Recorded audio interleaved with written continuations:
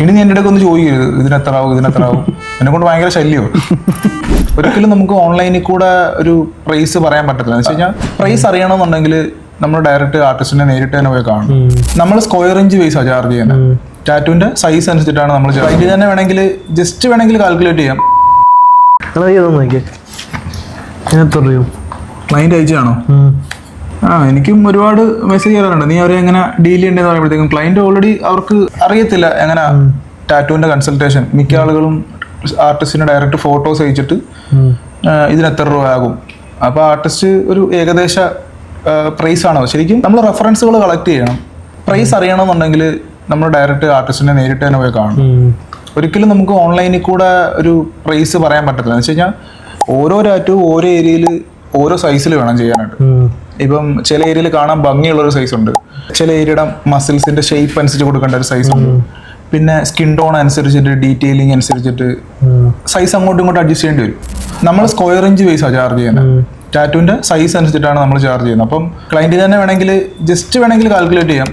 ഇപ്പം നമ്മുടെ square inch price തിരക്കുക, അതിനുശേഷം ടാറ്റുവിന്റെ വിഡ്ത്ത് ഹൈറ്റ് മൾട്ടിപ്ലൈ ചെയ്ത് അതേ ഇൻറ്റു സ്ക്വയർ ഇഞ്ച്. അപ്പം ഒരു ഏകദേശം ഒരു ഐഡിയ കിട്ടും.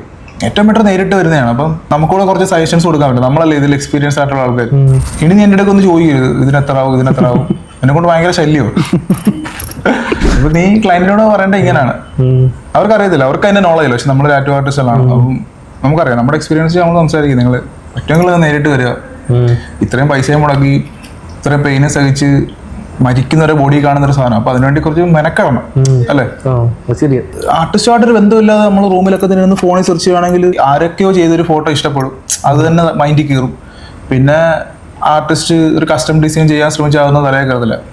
കുറച്ച് ഐഡിയകൾ വെക്കും. ഒരു ടാറ്റു ചെയ്യണം, കുറച്ച് റെഫറൻസ് ആയിട്ട് വെക്കുക. നേരെ സ്റ്റുഡിയോ ചെല്ലുക, ആർട്ടിസ്റ്റിനെ കാണിക്കുക. ഇതൊക്കെയാണ് എൻ്റെ റെഫറൻസ്. എനിക്കൊരു ഒറിജിനൽ ഡിസൈൻ വേണം, അത് വേറെ ആരുടെ ബോഡിയിലും കാണരുത്. ഇതാണ് എൻ്റെ തീം. ഓക്കെ, എനിക്ക് ഇവിടെയാണ് ചെയ്യേണ്ടത്, ഏത് ഏരിയയിലാണ്, എനിക്ക് ഇന്ന കയ്യിലാണ് ചെയ്യേണ്ടത്. ഓക്കെ, അപ്പം നമ്മൾ ആർട്ടിസ്റ്റ് എന്ത് ചെയ്യും, അവർക്ക് അവരുടെ തീം വെച്ചിട്ട് നമ്മളൊരു പുതിയ ഒരു ഒറിജിനൽ ഒരു കസ്റ്റം ഡിസൈൻ അത് ഇന്റർനെറ്റിലൊന്നും സെർച്ച് ചെയ്യാൻ കിട്ടാത്ത തരത്തിൽ ചെയ്യും. ശരിക്കും ഇങ്ങനെയൊക്കെ ചെയ്താലേ നമുക്ക് ഈ കേരളത്തിലുള്ള ആർട്ടിസ്റ്റുകൾക്കൊന്ന് ഡെവലപ്പ് ആകാൻ പറ്റത്തുള്ളൂ. അല്ലെങ്കിൽ ഇപ്പം മിക്കവരും റീച്ചിന് വേണ്ടി കുറേ സോങ് ഒക്കെ ഇട്ട് ഓരോരുത്തർ ചെയ്ത ടാറ്റു തന്നെ ഇപ്പുറത്തെ സ്റ്റുഡിയോ ചെയ്യുന്ന അപ്പുറത്തെ സ്റ്റുഡിയോ ചെയ്യും. അത് വേറെ പാട്ടും അല്ലെങ്കിൽ ചെറിയ ഷെയ്ഡിങ് വ്യത്യാസമൊക്കെ ഉണ്ടെന്നേ ഉള്ളൂ. നമ്മൾ ചെയ്തിട്ടുണ്ട് അങ്ങനെ. നമുക്ക് ശരിക്കും അതിൽ നിന്ന് വളരാനോ പഠിക്കാനോ എടുത്തില്ല. നമ്മളെക്കാട്ടില് പ്രശ്നം നമുക്ക് പൈസ കിട്ടുമല്ലോ, അതല്ലല്ലോ. പക്ഷെ നമുക്ക് പഠിക്കാൻ പറ്റത്തില്ല, നമുക്ക് ഒന്ന് വളരാനായിട്ട് പറ്റത്തില്ല, ഒന്ന് ഇമ്പ്രൂവ് ചെയ്യാനായിട്ട് പറ്റത്തില്ല.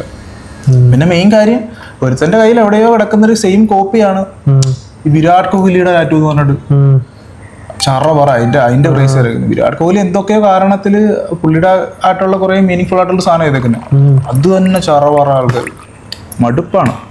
ആർട്ടിസ്റ്റുമായിട്ടൊന്ന് നേരിട്ട് കണ്ട് നമ്മുടെ എക്സ്പീരിയൻസോടൊക്കെ ഷെയർ ചെയ്യുമ്പോൾ ടാറ്റുവിനെ പറ്റി നല്ലൊരു നോളജ് കിട്ടും. ആൾക്കാർക്ക് നോളജ് ഇല്ലാത്തതുകൊണ്ടാണ്. അപ്പം നമ്മളിപ്പോൾ ഇങ്ങനെ കുറച്ച് ടാറ്റു റിലേറ്റഡ് വീഡിയോസൊക്കെ ചെയ്യുന്നതുകൊണ്ട് നമ്മുടെ ആലപ്പി ലെവലുള്ള ആൾക്കാർക്ക് കുറച്ചുകൂടെ ഹെൽപ്ഫുൾ ആകുന്നുണ്ട്. ഓരോ ആൾക്കാർ പറയാറുണ്ട്. അപ്പോൾ അങ്ങനെ